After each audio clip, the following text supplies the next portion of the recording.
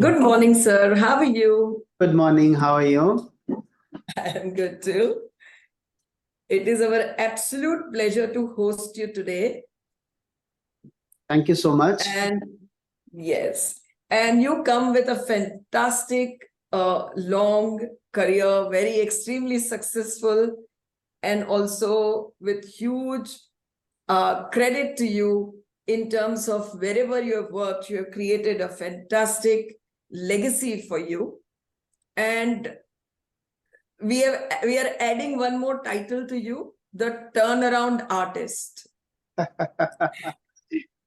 And so today, as your listeners and market participants, we would like to have your insights as to when you joined, what did you really see? What did you strategize? Where have you reached in terms of your strategy? What are the key critical steps you took? And now, how do you see things panning out? This is where we would like to keep our discussion. Yes? Sure. Over to you, sir. First of all, thanks for this opportunity. Am I audible to all of you? Absolutely. Okay. So briefly, I've been working for last 40 years.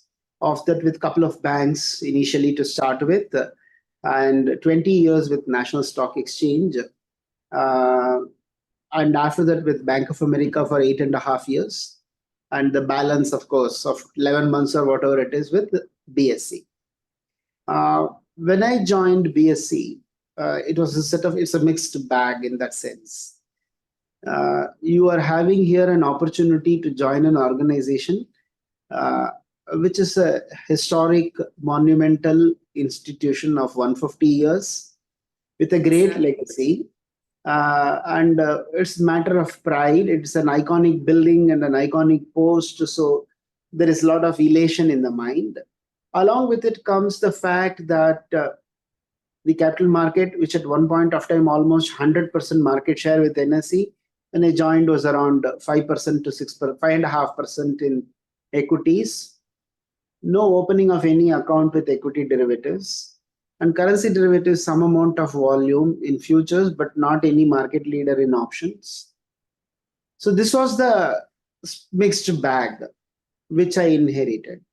The reason why I joined BSE was I felt that at the stage where I am in, I can sort of think of utilizing my experience of the past 20 years with the stock exchange, which was a market leader when I was, which is a market leader even today and will be a leader for long because it has very long, strong points.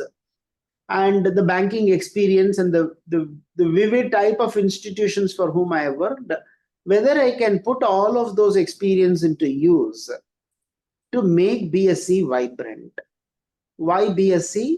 Because I felt that India, for such a vast country, you cannot have concentration risk. You should have an alternate venue for trading, which is regulated and vibrant.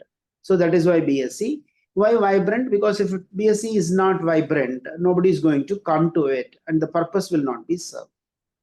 The question then came to my mind is, well, it is a strategic statement to say that BSE making BSE vibrant. What vibrancy means? Having a meaningful presence in all the segments where we operate. That's how I explained myself. And then came the question, what is meaningful presence? Is it a market share or is it something else? In some areas, it is market share. In some areas, it was different, which we will define over the next few minutes. That's where that's where the journey started.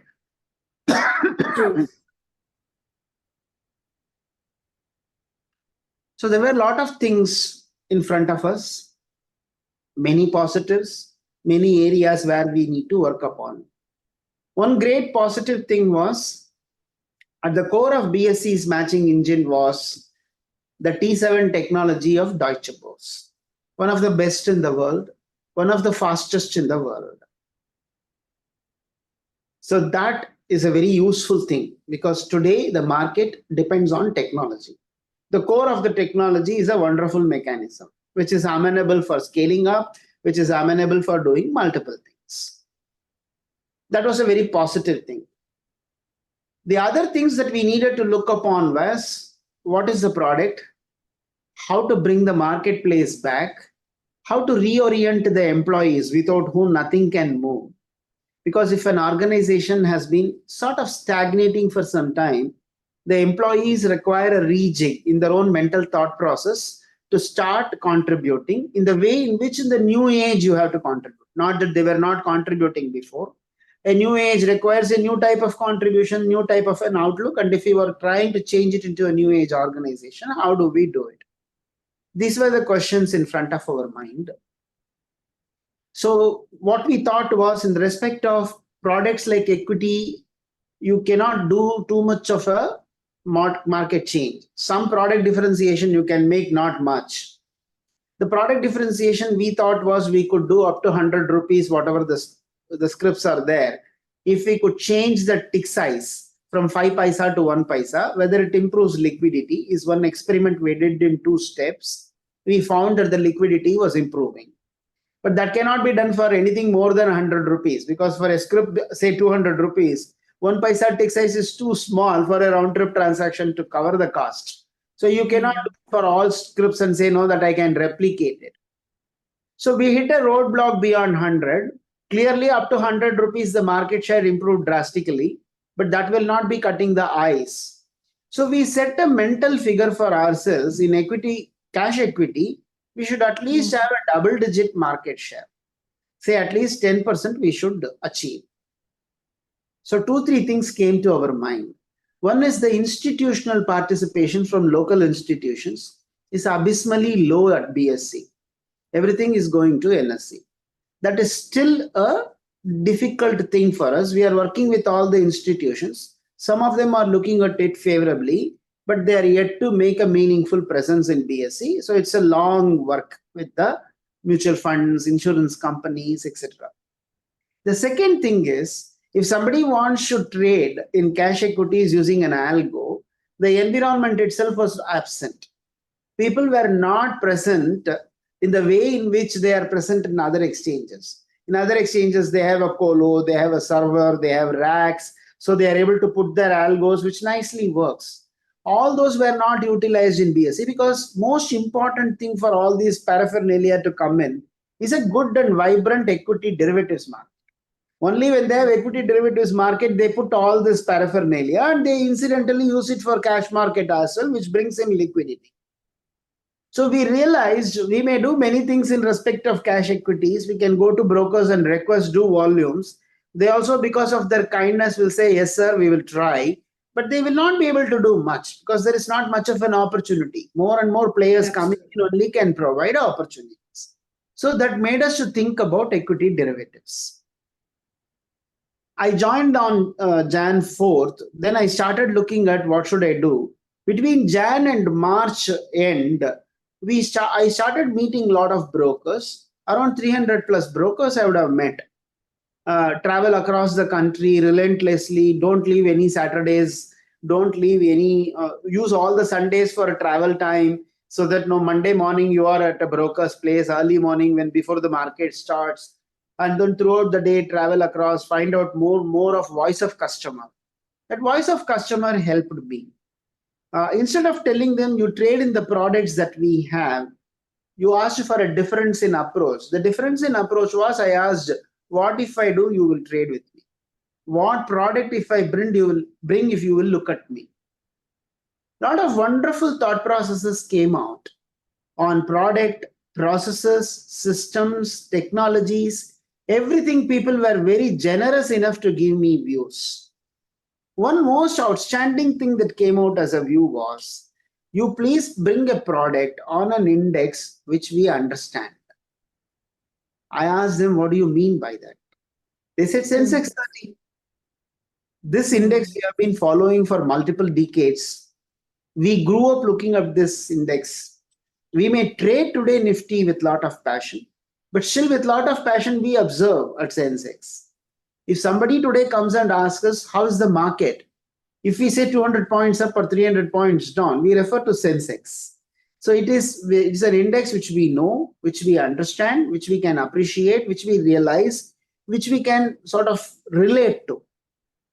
So bring a product on it. Don't have it on Thursday because we are busy on Thursdays with Bank Nifty and Nifty expiries. At the time, Bank Nifty both were expiring on Thursday. So bring it on some other day and have it at the minimum regulatory size. Don't have it as 10 lakhs, 12 lakhs and all. To start with, no, you will not be able to attract. Over a period of time, the index will grow in size to a bigger number. So don't have the notional value to start with as a bigger number. Bring it at the regulatorily required minimum, and to start it, we will trade with you. Along with it, you bring in BankX also, because Bank Nifty is very popular. BankX is a product which is similar to Bank Nifty, therefore we are able to appreciate. So if you bring a product which we appreciate and relate to, we will trade with you. Now the question came, you have told me that it should not be Thursday. Which day it should be? That was the next question. Should it be Monday? Should it be Tuesday? Should it be Wednesday? Should it be Friday? Already on Wednesday at that time, mid-cap was there.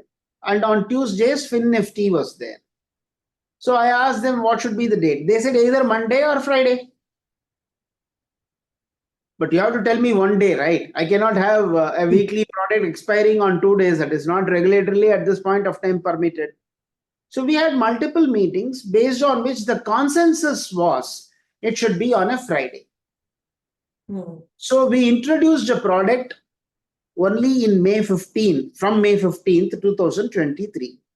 Though the deliberation started between Jan and March, the idea was consolidated. We gave a leeway for time for this. Why? Because only 2 technologies providers for front-end providers were ready on May 15. With 2 technology provider, you will not be able to achieve any critical mass. Only 28 brokers traded on the first day. 50 crores was the notional value traded. So we had to work with front-end providers, back-end providers. We have to work with all of them, with algo developers, so that the entire ecosystem is created. Whatever racks we had in the colo, we told people to try it out because it is one of the world-class racks at a cheaper rate, which will help them to start looking into the product. So some of the brokers who had promised that they will start from day one, notwithstanding day one there is not going to be liquidity, all started supporting because it is their idea. They also felt that there should be no concentration risk in the market, and they also felt that their capital is remaining fallow on Fridays. So unless and until they encourage another exchange, another product, their capital is not going to be well utilized. Optimum utilization of capital, which is a scarce resource, is very important from stakeholders' interest. So they clearly, therefore, started encouraging. What then followed was more dealer meeting, more investor meetings. We went to all the big brokers, requested their dealers to be coming in the evening after trading. We spent 1 hour with them telling why we are introducing the new product, why they should be trading into it, why they should be looking into it. The brokers sort of acceptance of this product combined with the dealer acceptance of product. To be very, very honest, we never thought that the path will be so fast. So much to our own surprise, today, 6 months down the lane, we have grown in a fashion where we are proud to say last week we did 213 lakh crores as notional value. 30 crore contracts traded, around 1.5, 1.6 million UCCs have traded into it. Around 8 crore UCCs have already gotten uploaded into the system. So there is a regular and around 350 members have signed up with us. So in the meanwhile, what happened somewhere around April, when we, somewhere around, I think, June result, we discussed somewhere in July or something with the investors. In the investors call, investors started telling me that now you should think of bringing a new day for BankX. Otherwise, if you put it along with Friday Sensex, we will not be able to concentrate. So again, we asked the members which day we should have. They said the only day which is balanced now available is Monday. Please put it on Monday. So we shifted BankX to Monday. What in 13 to 14 weeks Sensex could achieve, in 9 weeks BankX has achieved yesterday. It is just 9 weeks post we shifting it. October 16th we shifted post Navratri, on the date of Navratri starting actually. And today in 9 weeks we find BankX is in a situation which Sensex reached in around 13 to 14. So this helped in creating the ecosystem now. Now all my colo racks are already taken up. We have plans for expansion. We are expanding there. To create an infrastructure takes time. We are working on it. When we started, we were capable of handling 110 crores order messages only per day. That too divided as 100 crores for equity, just only 10 crore order messages for derivatives. Today, we are capable of handling in the place of 10 crores, 800 crore order messages. And in given a month, if we want, we can increase it to 1,000 crores order messages. The number of trades, as I told you, we just managed 30 crore contracts, significantly large number of trades. We are able to manage it. All the peripheral systems have been upgraded. All the technology software vendors for the front end are almost in, but for one, TCS is not yet fully in. They're also coming in. So all the others are already fully in. The backend software providers are all supporting today. So this is a very happy situation to have. So now that the infrastructure is there, so our concentration is now going to all the brokers and telling, would you like to try some of your algos in our equities market? We feel over a period of time, they will see merit in our request. They have supported us all the way. They will support us in equities also. Our equity market share is slowly inching up from what it was 5.5. It crosses 6%, 7% these days. So we feel that we will achieve a double-digit growth there as well. And then that means we have sort of made some meaning. Already we were doing well in mutual funds. We are continuing to do well there. So that means we have made a difference. We are trying to make BSE vibrant. There is a long way to go. It is just the initial phase, just 10 months. So when you asked me what new products in our mind, just 10 months, at this point of time, what I'm thinking is probably till at least coming April, I should consolidate what I have done. As I was telling somebody else, I have been running at a speed of 1,000 kilometers per hour. Now it is time for me to stand, take a pause, look back, whatever I have done, consolidate it, make it sustainable, strong, and then take the next leap probably in the beginning of the next financial year. I hope I answered all the points that you raised. You answered it really well. I started by saying you are the turnaround artist. And the best part, which I liked in this entire conversation, is the way you went about it. The amount of, toiling that you put behind in terms of meeting people, taking their opinion, and also the best aspect that you touched about is your team, how you really took them back into your fold to start contributing. This is where the turnaround internally happened. And yes, then markets and participants reacted because you worked at understanding the gap or understanding where to hit so that it is absolutely on the dot. I really appreciate. And I know this is just begin. The market share still is so low that as you keep working towards it, there is a room for things to continue to improve. I would like and request you to touch upon some of your subsidiaries which are also doing well and what kind of plans that you have, because you have 5 to 6 key revenue items. One of them, of course, is trading. And before we move into that, if you can say that within this derivative trades and option trades, have you kept charges very low? Is there a scope that volume will grow, price will grow, and you will have double kind of a compounded growth in earnings for BSE? If you can just elaborate that and go to the then other lines of your revenue item and their potential. Certainly, we will do that. So clearly, in terms of charges, one of the things that I inherited from the past was the turnover fee of transaction charges of 500 rupees per crore of premium. I inherited a liquidity enhancement scheme. I inherited a technology scheme where people used to get reimbursed for developing algos. no charges in the colo. There were such items which were expenditure items. The first point was remove the liquidity enhancement scheme, because for 10 years you run a scheme and it has not enhanced liquidity. 12 more years you run, it is not going to enhance liquidity. So that was taken away. The technology scheme was taken away because you will not be able to get algos just because you are reimbursing the cost. Money may go away, the algos may not be oriented towards BSE. Whatever you give free is not going to be valued. You may say your colo space is free. Why will people take it from you unless and until you have a product to offer? So those free also went away. But in all this, our idea was not to maximize the profit to start with. It is to first recover the cost. So in respect of colo, we started charging to recover my cost, not to make it as a profit center at this point of time. Will I make it as a profit center? Yes, I will make when the right time comes. So in respect of derivatives, this 500 rupees which I inherited was insufficient for me. Why? Even today, I am paying around 1,400 to 1,500 rupees per crore to NCL. Most of my transactions, the market is very skewed in the clearing space, which is another concentration risk in the market.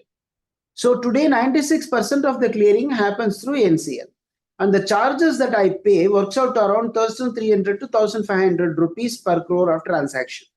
So if I am collecting 500, if I am paying 1,500, clearly I am out of pocket. I can be out of pocket because some initial encouragement to the market has to happen, but it cannot be a permanent thing, right? Because as a sort of what should I say, promotional expenditure, first few months you can bear the cost. Beyond that, you have to have a sustainable model where you will recover the cost and make some money for the shareholders. So from November 1st, 2023 onwards, we have started charging in a glided fashion like what NSE has, because NSE is a pioneer in this. So we have to learn lessons from them. So whatever is the gliding methodology they are using, we have adopted that methodology. We are not charging what NSE is charging. NSE's liquidity was built over 23 years. I am just a small kid in front of them. I cannot charge the same amount. So at around a 40% discount to the rates at which NSE is charging, we introduced transaction charges for Sensex options. We also made a nuance there. Today, most of the activity is in the first week. We wanted people to start taking longer term views, graduating to next week, third week, and also to the next month and all. Therefore, we said that this charge will be only for the current week. For the next week and all, still we will try to reimburse by only charging 500 rupees. We are encouraging by way of a promotion in that area. And in respect of BankX, since we have not yet reached the critical mass, we are continuing to charge only 500 rupees per crore of premium. Why did we do that? How did we arrive at a rate? Our point was, when we project the volume growth and its trajectory, the time has come for me to recover what I paid out of my pocket to NCL for the last 2-3 months, and also not pay anything more out of pocket. So whatever I paid and whatever I am paying for both Sensex and BankX, I should recover out of the first week charges. That was the point in mind. So increasing the P&L at the bottom line is not the goal now. It is to ensure that there is no leakage from the bottom line, to that extent augment the top line, which will not be a burden on the market and will allow the product also to grow. So next year onwards, then it gives a solid ground for a meaningful revenue growth in the top line. So this we have achieved and it is working well. That is on the revenue transaction charges story. Now we know what the market can afford and when it can afford. Because when we introduce the transaction charges, the market has been kind enough to accept the increase that we have put in place. Now, after paying to NCL a very significantly large sum, still whatever is remaining in my hand is taking care of this expenditure. So I am able to sustain the growth. So that is a good story. If I replicate it for BankX and if I replicate it for all the weeks, then net I'll always be contributing to the bottom line as well, which is a good thing to happen. Maybe it will happen from the appropriate time when we see BankX has established and sustained itself. So that was for the revenue part of it. On the subsidiaries part of it, many of the subsidiaries, some of the subsidiaries are not from a very profit-oriented motive is run. For example, if I look at my training institute, that has a noble purpose. It is not contributing to any loss, it is contributing to profit, but it is not being run with the profit maximization idea. ICCL, which is my clearing corporation, is run with the profit identification as well, and it is running well. But unfortunately, what I have inherited is a 4% market share in the clearing space. I am working with brokers and I am requesting them to consider ICCL. But here again, product differentiation is not easy. From a well-established setup which brokers are already having, if you ask them to shift it, it is going to be tough. Also, I feel when some regulatory changes happen, it will be helpful. One of the regulatory changes which if it happens, it will be helpful is unbundling of the clearing charges. Today, the clearing charge is collected by the exchange and being paid to the clearing corporation. Actually, clearing corporation is a separate MII, which has a separate regulatory existence, which has its own membership criteria for taking clearing members. So if the charges are not put on the exchanges and if it is unbundled, then there can be a very clear differentiation. ICCL will be able to show in terms of what it will charge the market. Then the clearing corporation will have to directly go to the clearing members and take the money from them. Then the burden of collecting it by the exchanges goes away. Today, why am I talking about whatever changes I have made? It is because I am paying 1,500 rupees as clearing charges. If I am not going to pay that, if it is going to be directly collected by the clearing corporation, my pricing strategy in itself will be different for the exchange. The pricing strategy will be very different for the clearing corporation. So if those differential pricing strategies happen, there will be, in a way, we will be able to attack the concentration risk. 94% or 95% of entire clearing in one clearing corporation is a risk in itself for the country. So the members will not easily shift unless until a differentiation is made. And I think this could be one of the important differentiations which should happen. But that is not only the exchanges deciding and doing. It's a larger issue which we are trying to work with all the stakeholders to see whether we are able to cut ice. I'm sure it is not an easy process, but we are trying. ICCL otherwise, with whatever members and whatever operations it is making profit and contributing to us, we will continue to support ICCL in terms of all technology and all these efforts to strengthen them so that the country and the stakeholders and BSE all are benefited. Some of the other subsidiaries like our INX, they are doing well, and it is very important for us because we feel that it contributes in a significant way for the growth of economy. Similarly, our insurance subsidiaries, HPX, etc.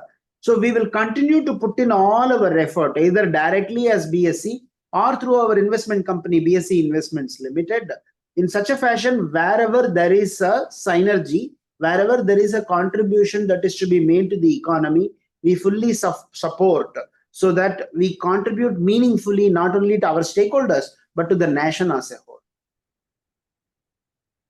And Star Mutual Fund.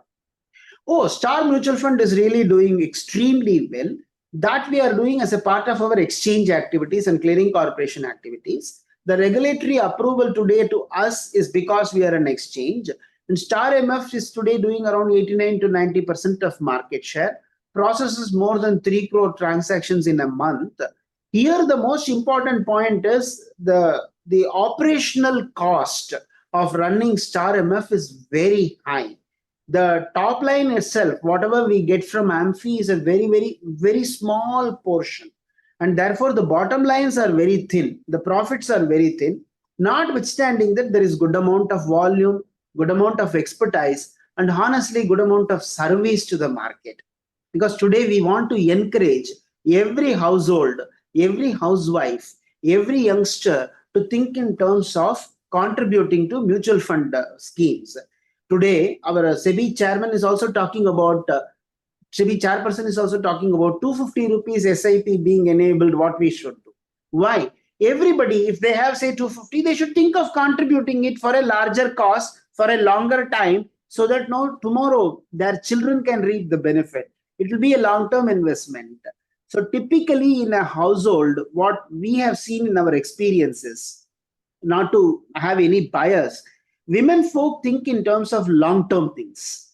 So in fact, it is well known that in a household, any saving for any future need always comes in the embedded into the genes of a woman. She always says, no, no, please let us save. We have to take care of tomorrow. We have to take care of children's studies. We have to take care of my daughter's marriage.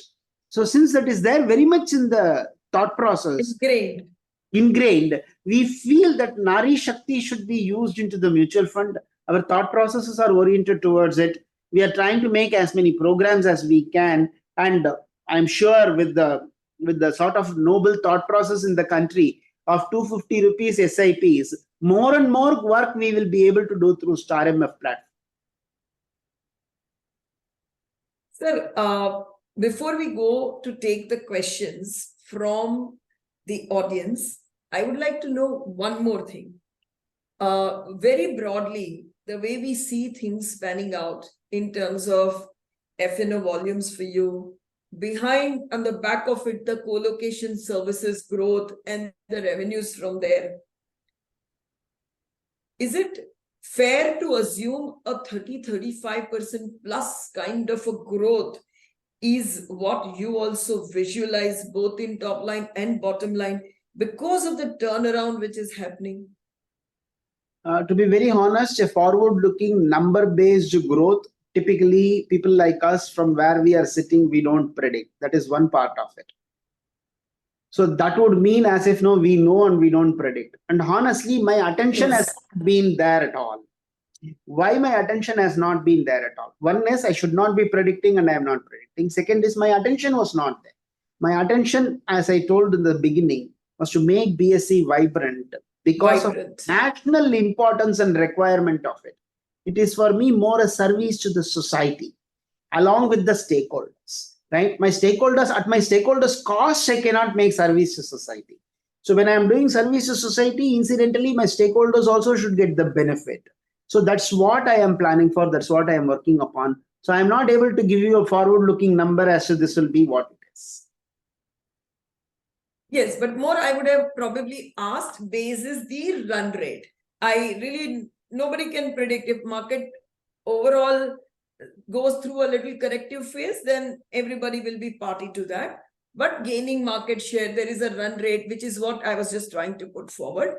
And any expense head which you think can either substantially come under control or you would be proactively investing, say in technology, so that it will go up. And if you want to highlight any of those trends. Around 50 crores of expenditure which are not required to be made have already been removed from April 1, 2023 onwards. Including the LEA scheme, the technology scheme, the co-location cost, on and on and on. I will not go into all the line items. Around 50 crores have been recovered. In fact, all the growth fueling which I have made was by recovery of that money. First, I recovered 50 crores, cost reduction first, and then revenue generation. Because in a growing institution, when you are trying to get a new market share, the first thing what I thought I should do is first reduce costs, then we will look at the revenue. That's what we did. Correct. So in terms of where we will be looking into investing more and more, see, when we are talking of investment, we have a substantially good amount of savings of the past, and also the CDSL share which we have sold, which has given us some leeway for us to think in terms of infrastructure and technology. The entire amount may or may not go, but we will be looking into investments into such of those activities in terms of subsidiaries, which you talked about, or investments that we have made, which have synergy and then national importance, where we will be putting in money, be it any of the projects that we already have or new projects, so that it helps in growth of economy and making meaningful contribution to stakeholders. That is one thing where we will be spending, where we will be investing money, not spending money. The second investment will be in respect of the servers, co-locations, and all those infrastructure capability creation. That is the next investment area. The expenditure area will be in upgrading the technology, servers, making our DR more and more robust. See, what happens is, in stock exchange scenario, whatever you do is like buying some. If somebody has a triplet as child, he cannot buy one thing. He has to everything whatever he buys, he has to buy three items. The stock exchanges have Lovely triplets. simile. Yeah, in case of technology, stock exchanges have triplets. What do I mean by that? The primary site, the disaster recovery site, and also the test bed. जो भी मिठाई घर पे लेकर आते हैं, तीनों के लिए लेकर आना पड़ेगा. So if I am upgrading the primary site, I have to upgrade the disaster recovery site. I have to ensure the test bed is upgraded. So we will be doing it. So if I have grown from 10 crore order messages to 800 crore order messages, that is by doing more of jugaad, because there was no timeline available, because suddenly it's all started sparking. So wherever we have done jugaad, we have to replace. So we are in the process of buying servers, replacing, and you require high-end servers now. You require high-end processing capabilities. So those are the other areas where there will be, some of them will be expenditure, some of them will be infrastructure investment. And the most important area is we are investing on talent building, because the first important stakeholder is your employee. He has to be happily coming to office, fully motivated, with fire in his belly and a very positive attitude. If that is not ensured, you can have the best of the products, best of infrastructure, it will not work. So we have to increase the talent capabilities, own people. We have to encourage them. We have recently got into some of those areas. We are helping people in honing their skills on data analytics, business intelligence. We are handholding our employees. We are encouraging them in specific areas. We are trying to tell them that if you do these courses, we will reimburse you. We are trying to end up with some tie-ups whereby in specific areas which is required for their day-to-day, they will be able to do any number of certification course. The cost is on us. So improve your talent, be happy. Your CV improves, your saleability improves, your contribution improves. Day-to-day, your happiness and satisfaction improves. A satisfied employee is the best employee. So this is another area we are working upon. Fantastic. So now I would request Ram to take the queries from our participants, and then I will come in again. And Ram, in case you also have any questions, you can please go ahead. Yeah, so the first question is, how has been the regulator in support for all the initiatives you have taken in terms of, because there were earlier day conflicts, and how has been the regulator in support of all your initiatives? I think by and large, for anybody in India, the regulatory support is paramountly available. Why do I say that?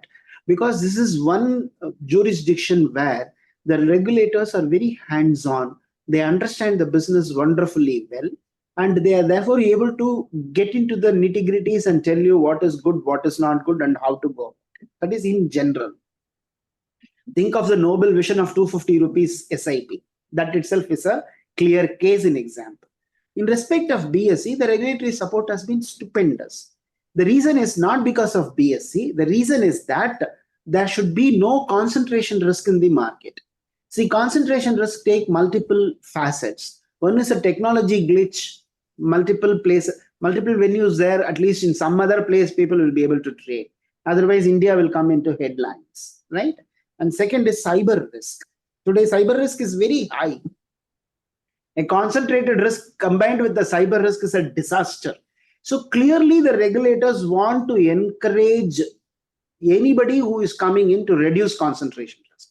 And today BSE is trying exactly that. So wherever we feel that there is some regulatory support required, like for example, the KYC case in example, where when we went to the regulators and said, look, if a broker has done KYC for a client in one segment for one exchange, don't you think it is the same client and same broker that should be applicable across all exchanges and all segments for that broker, for that client? The regulator said yes. Is there any additional cost if we have to suggest that? There was no additional cost. Then it was suggested. Do you think I would have been in a position to scale up the derivatives operation if this regulatory mandate has not come in place? This has brought in a level playing field. So regulatory support is very, very good and paramount in the market. And we feel that these regulators have been very helpful for the entire growth of the market.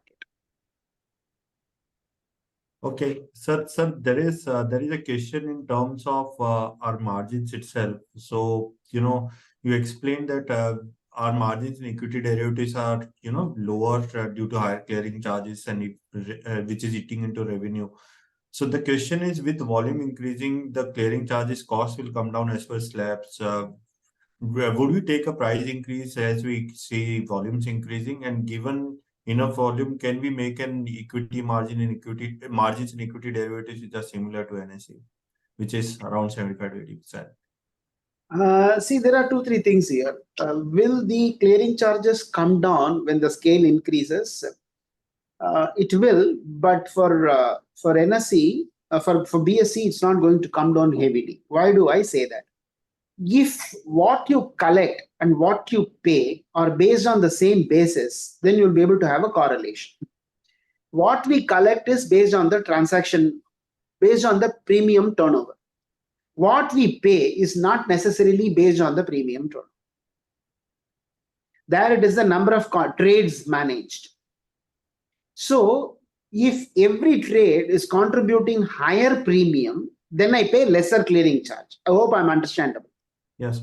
But in any new product, the concentration of activity is always towards the near week or max next week. It takes a long time to build the longer term product. Why it is so? Because it is very different from the earlier products. When Nifty or Bank Nifty came into existence, they came as monthly products. Their very reason for starting was a monthly product, and they grew as monthly product, and subsequently they also became weekly expiries. To take all the new contracts that are getting introduced now, they all are starting as weekly products. A weekly product will always have a lesser premium per trade. And if the clearing charges are as on per trade and your premium is already in any case low and your transaction charges are based on premium, naturally, I will call it as quality of premium per trade is poorer in a weekly option scenario compared to a monthly option scenario. So the clearing charges for NSE will ever remain small with NCL, and the clearing charges of ICCL will ever remain very high with NCL. So, but is there a chance where we negotiate itself that it's more on option premium basis rather than on a per trade charges, which is there? Honestly, we are trying, but why would an organization be ready to give up when something has been entered into a contract prior to me? The contract is between two clearing corporations. That's why I said it has to be unbundled. The two clearing corporations has entered into a contract which is today prohibiting for any innovative product to come in. Look at the type of predicament somebody has when they want to introduce a new product. Technology becomes a challenge, front-end providers become a challenge, back-end becomes a challenge, clearing charge becomes a challenge because it is bundled up. So it's not very easy to what Madam said, to be a turnaround artist. It's not at all easy in this environment because there are so many hurdles to cross. So this is one hurdle. We have already requested NCL multiple times. And we have also requested ICL, which is our own clearing corporation, which has entered into a contract with them to renegotiate the contract. After all, economies of scale have to be passed on at all levels, isn't it? So to the exchanges also, the economies of scale has to be passed on. When you process one trade, what is the marginal cost? When you process 10 trades, what is the additional marginal cost? Accordingly, it cannot be going up in this fashion where it is very usurious. So I think at some point of time, people will understand what we are telling. So just to say volumes increasing, therefore the transaction charge of the clearing charges will fall down, may or may not be true.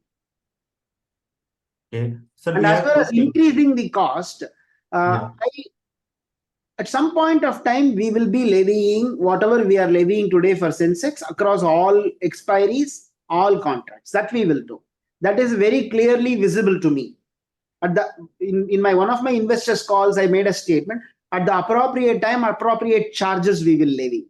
People ask me what is appropriate. I said only when the time comes, I'll be able to tell.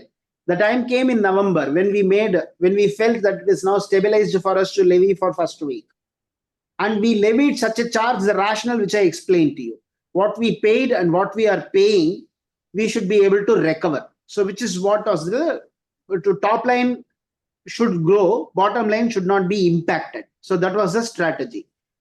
Going forward, when we feel that there is an appropriate time for Bank X, we don't think it is an appropriate time. We don't feel that it has come to sustainable levels because it is just 9 weeks. It's too short in a product life cycle. When we feel it has stabilized, we will probably levy what we are levying for Sensex. At the time, probably we will levy for other expiries also. Will we be able to take it to NSE's level? The depth of NSE is not what today is in Sensex or Bank X. That is the reality. It will take time. We cannot crunch 23 years into a capsule of just 11 months or 12 months. Okay, sir, I will. There are further questions on. I think the clearing charges itself, I will keep it aside for later. There are questions on how do you plan to grow on the non-equity side, which you catered in terms of Star MF and those. But if you want to elaborate on this, then there is another question which is there on what is Hindustan Power Exchange contribution to bottom line, and how do you see that part of our investment going forward? And lastly, again, this is again on this. When does the current contract? If you mention 3-4 questions, I'll forget. So can we take? I will take two. You just take it in terms of non-equity side and Hindustan Power Exchange.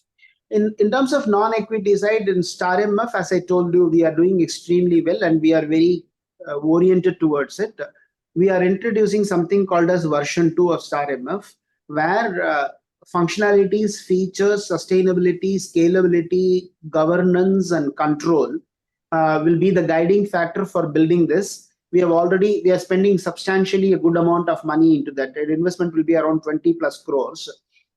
We have already started spending it, and probably in a few months we should have delivery. It will be modular based, divided into 5-6 modules, so that wherever we want to make a change in a modular base, changes become easier to take care of all the 6 factors which I told you.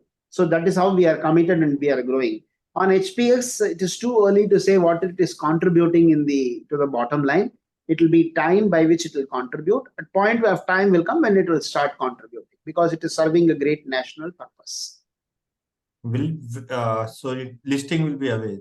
The question was when it will be listed. That you have to ask HPX, not me. Okay. Thank you. Sir, another question is in terms of technically, can NSE launch products or change expiry dates on Nifty, Bank Nifty to Friday, Monday as BSE, or is the regulator which is stopping them? Honestly, don't you think this is a question which you should ask NSE? What NSE can do or cannot do, you should not ask me. That's not fair. Yeah, is it a regulatory forbearance regarding this, or is it open for all in terms of days? Which I will only be able to answer any question which you are asking me what I will do for BSE. If you are asking me any question as to what HPX will do or NSE will do, I will say sorry, I'm not the right person to do. Okay. Sir, another question is, can products be launched with daily expiry? You are talking about technically or regulatorily? Both. Technically, anything is possible. Technically, anything is possible. Regulatorily, at this point of time, there is no regulatory approval for a daily product. Okay. And another question is, how do we scale up data feed services related revenues? See, in India, data pertains, so the regulatory thought process in India is any data that comes from public domain is public data, and therefore it has to be given to them free of cost. So in that situation, you will not be able to compare what LSE is earning or what NYSE is earning as data charges, whether NSE or BSE will be able to replicate it that way. It will not be possible, because the ethos in India is any data coming from public transaction is public property. It has to be given to them free. Can you value add and then sell it to them? Yes, you can. But how much value add you can make, how much you can sell, who will be the buyers are questions. And it is just 10 months which I have completed here, 11 months I am going to complete. So it is too short a time for me to say what are my thought process on data. Have I made any saying? No. As I told you, I have been running in 1,000 km/h speed. So data will come at some point of time into it. There are lots and lots of questions. I will try to rush them up. Commodities game plan, any innovative contracts where you're looking at here? I think we have only 3 more minutes, I guess. So Yeah. maybe this will be the last question then. On commodities, we have approvals for starting all the products, and technically all the products are in. In an established market, if you want to introduce a new product, if you're introducing an existing product with no product differentiation, our experiences, it is very tough to penetrate. So the commodities market has all the qualities just now I described. So given that, what is that is new that we can do is what we are thinking. Some areas like steel billets or cashews, which are all unique for BSE, we are doing well comparatively. You cannot compare it with the numbers of gold or numbers of silver or numbers of crude oil. So, but the other existing product, if it is already an established product with established specifications, penetration without any differentiation is difficult. As I told you, it will be one of the areas where we will certainly concentrate. At this point of time, I have not honestly concentrated much on that. Ma'am, there are a few more questions, but I think I will give you the last chance. It's, we have only 2 minutes left. Sir, one last question. What is the broader terms that you have? And is there any regulatory thing that the term there cannot be second term by any chance? Madam, so it's a very open question. It is the regulatorily, a person can serve as MD and CEO of a MII till he attains the age of 65. I will be attaining the age of 65 in 2027 June. Post which, at this point of time, regulatorily, there are no provisions for anybody to continue as MD and CEO. Understood. Thank you so much for this.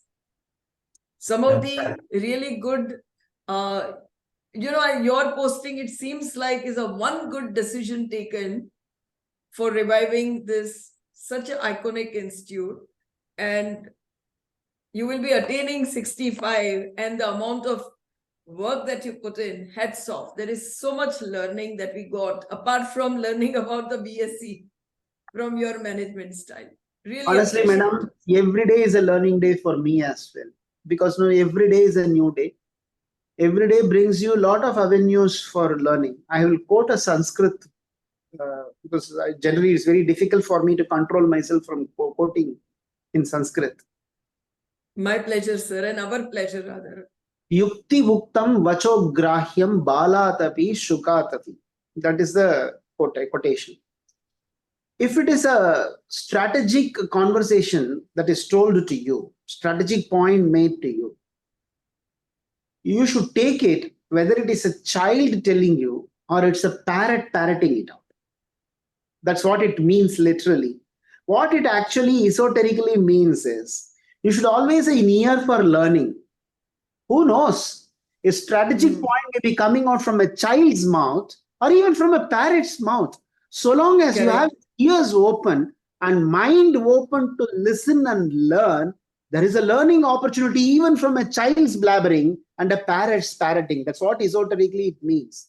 I remind myself every day when I walk into my office that today is going to be another new day for learning a lot of new things. And believe me, my kali haath lautta nahi. No, so true. Very well said, sir. So true. But you have not allowed complacency to step in at all and the belly in the fire is so high. Amazing. Really appreciate conversing with you. Thank you. Thank you from myself, my team, my organization, and of course, all the participants. Thank you very much. Thank you so much. Thank you, sir.